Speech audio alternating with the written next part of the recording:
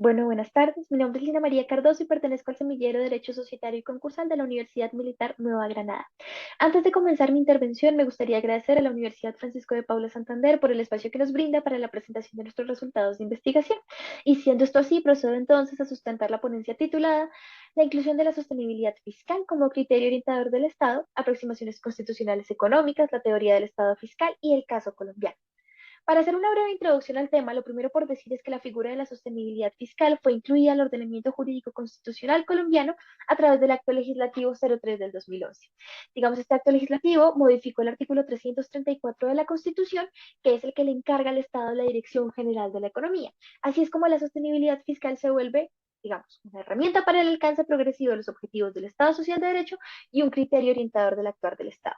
Sin embargo, esta modificación puso de presente una nueva cuestión, y es que con la inclusión de la sostenibilidad fiscal también se está poniendo la estabilidad macroeconómica como un objetivo, como un nuevo objetivo del Estado, y de allí surge la pregunta que orientó esta investigación, y es si la inclusión de la sostenibilidad fiscal podría llegar a significar un condicionamiento de los fines del Estado social de derecho a la existencia de recursos económicos, dígase de otra forma, a la existencia de una regla fiscal. Con una metodología deductiva se plantearon tres objetivos. Primero, analizar la naturaleza jurídica de la constitución económica. Segundo, analizar la naturaleza jurídica de la sostenibilidad fiscal en el ordenamiento jurídico colombiano. Y tercero, identificar las tensiones existentes entre el criterio de sostenibilidad fiscal y el modelo de Estado social de derecho. Así es como, para comenzar la intervención, hay que hablar de constitución económica. ¿Y qué es una constitución económica? Puede ser muy brevemente definida como el conjunto de normas, reglas, valores, principios, leyes que presiden la vida económico-social de un país. Esta constitución económica está ligada a dos aspectos muy importantes, que es el modelo de Estado y digamos, la intervención que se requiere de ese Estado en la economía.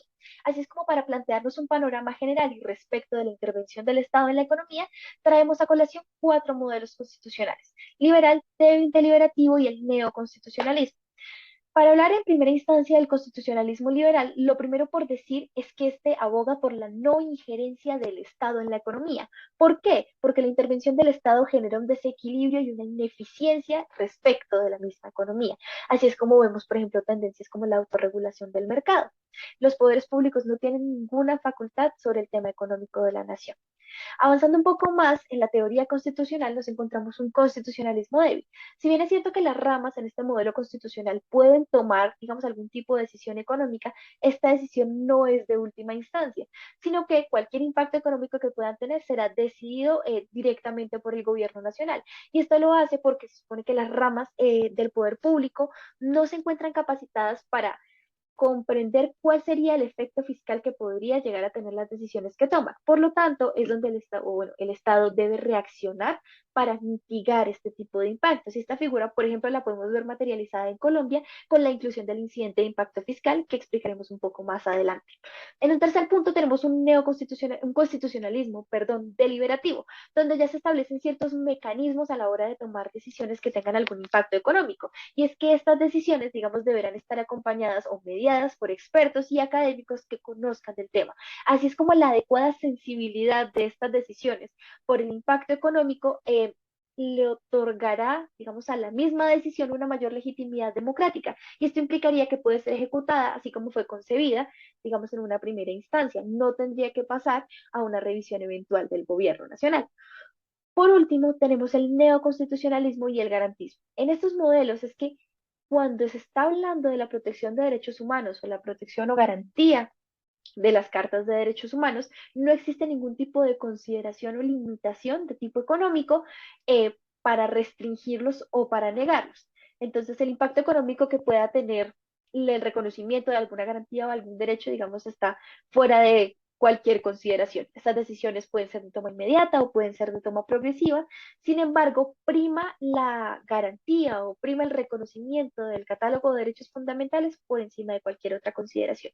Y dicho esto, ya podemos comenzar a acercarnos al tema o al punto en Colombia. ¿Qué modelo económico de constitución económica aplica Colombia? Colombia es un Estado social de derecho y el único modelo económico compatible con el Estado social de derecho es el de economía social de mercado. Digamos, esta teoría de la economía social de mercado nace en Alemania a finales de la Segunda Guerra Mundial. Alemania estaba devastada. tanto física como económicamente, pues por las consecuencias de la guerra. Es entonces cuando Alfred Newell en 1946 plantea este nuevo sistema, digamos, esta nueva vía, esta tercera vía en materia económica, puesto que, digamos, en ese momento primaban dos en general, digamos, la economía liberal y la economía planificada propia de los estados socialistas. Así es como se plantea esta tercera vía y dice, sí, efectivamente vamos a abogar por la libertad de mercado, pero esta libertad de mercado también debe estar encaminada hacia un modelo de justicia social.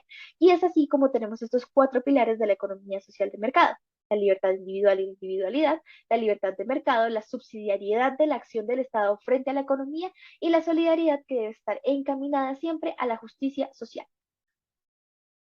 Entonces, digamos, si bien es cierto que la economía social de mercado no está consagrada explícitamente como nuestro modelo constitucional, sí es posible reconocerla dentro del régimen económico que se establece en la Constitución política. Desde el artículo 332, digamos, se tiene que Colombia va a abogar por el libre mercado, pero aún así se tiene al Estado también como director general de la economía para la distribución equitativa de recursos. Y es allí donde entra la economía social de mercado, digamos, a regular el tema económico en el país.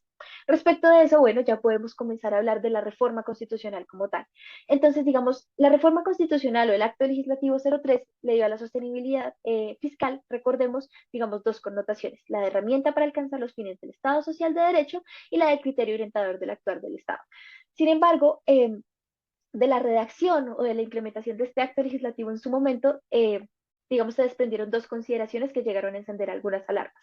Primero, el establecimiento del incidente de impacto fiscal que permitía a los ministros o al procurador general de la Nación, frente a alguna sentencia que tomara una de las altas cortes y que generara un impacto fiscal, presentar una serie de argumentos sobre el impacto fiscal que podría tener esa decisión y que podrían llegar a fundamentar o podrían llegar a convencer al juez para lograr diferir, modular o modificar los efectos de ese fallo en un plan, digamos, en un plan de cumplimiento razonable para que no se afectara la sostenibilidad de la entidad que, digamos, habría sido condenada. Eso en un primer punto.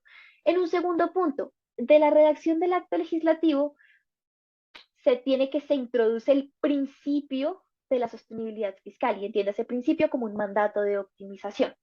Así es como, digamos, en un comienzo se pensó que este acto legislativo había introducido la sostenibilidad fiscal como un principio del Estado social de derecho, lo que eventualmente podría llegar a colisionar con la dignidad humana y eso ya generaría un cambio en el modelo de Estado. Sin embargo, de forma oportuna, la Corte Constitucional en sentencia C-288 del 2012 hizo tres consideraciones importantes respecto del acto legislativo. Primero, aunque haya quedado redactado como principio, atentaría contra el Estado social de derecho, lo que significa que deberá ser tomado como un criterio orientador en una primera instancia. En un segundo punto, este criterio orientador estaría encaminado a disciplinar las finanzas públicas con tal de reducir el déficit fiscal y lograr un crecimiento económico sostenible en el futuro. Y tercero, plantearía tres límites. El primero, no se podría afectar la progresividad de los derechos. El segundo, no se podría afectar el gasto público social. Y el tercero, tampoco se podrían afectar los derechos fundamentales. Así es como, hechas estas consideraciones sobre la constitución económica, también podemos llegar a tres conclusiones importantes sobre la sostenibilidad fiscal y el Estado social de derecho.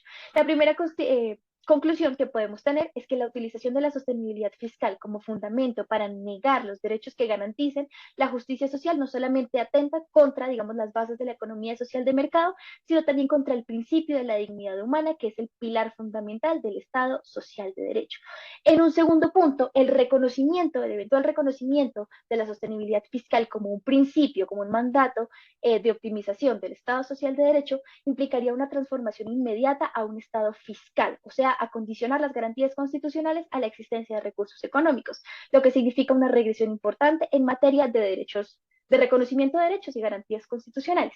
Y tercero, la oportuna intervención de la Corte, o digamos la delimitación de este criterio orientador y el planteamiento de límites para la utilización de la sostenibilidad fiscal garantiza tres situaciones. Primero, la conservación del modelo de Estado. Segundo, la contención contra una, digamos, tradición o una transformación del Estado social de derecho en un Estado fiscal. Y tercero, el reconocimiento pleno de las garantías y los derechos constitucionales.